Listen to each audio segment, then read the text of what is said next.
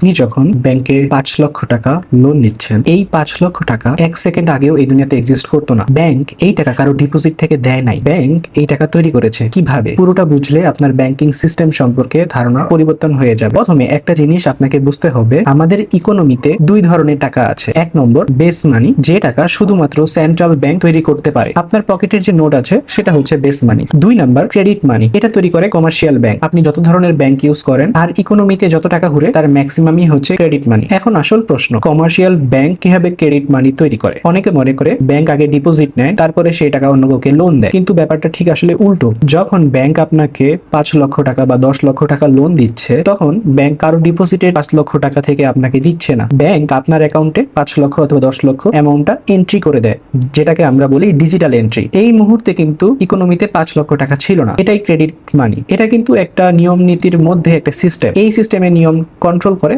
কেন্দ্রীয় ব্যাংক তথা বাংলাদেশ ব্যাংক। ব্যাপারটা আরেকটু সহজভাবে যদি আপনাকে বুঝাই একটা উদাহরণ দিয়ে, ধরুন আপনি ব্যাংকের কাছে 1 লক্ষ টাকা ডিপোজিট করলেন। ব্যাংক এই ডিপোজিটের 4% মানে 4,000 টাকা বাংলাদেশ ব্যাংকের রিজার্ভ অনুযায়ী ব্যাংকে জমা রাখতে হবে।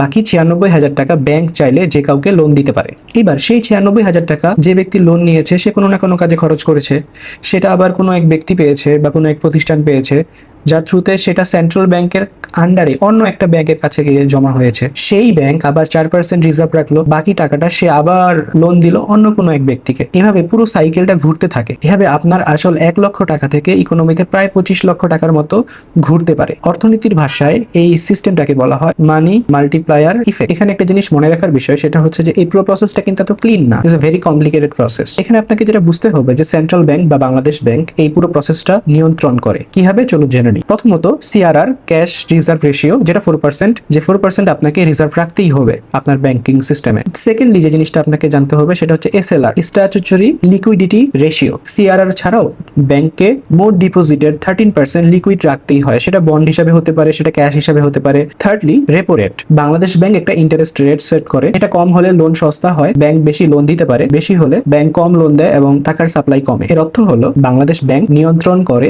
ব্যাংক কতটুকু ক্রেডিট মানি তৈরি করতে পারবে। এখন আপনাদের প্রশ্ন হতে পারে যে যেহেতু ব্যাংক এত টাকা লোন দিচ্ছে, তাহলে আমার টাকাটা কি নিরাপদ কিনা? এখানে একাধিক সিস্টেমের সুরক্ষা রয়েছে। সিআরআর এবং এসএলআর নিশ্চিত করে যে ব্যাংকের কাছে একটা নির্দিষ্ট পরিমাণ তারল্য রয়েছে। কোনো ব্যাংক যদি সাময়িকভাবে অর্থ সংকটে ভোগে, সেক্ষেত্রে Bangladesh bank lender of last resort হিসাবে ইমার্জেন্সি ফান্ড দিতে পারে।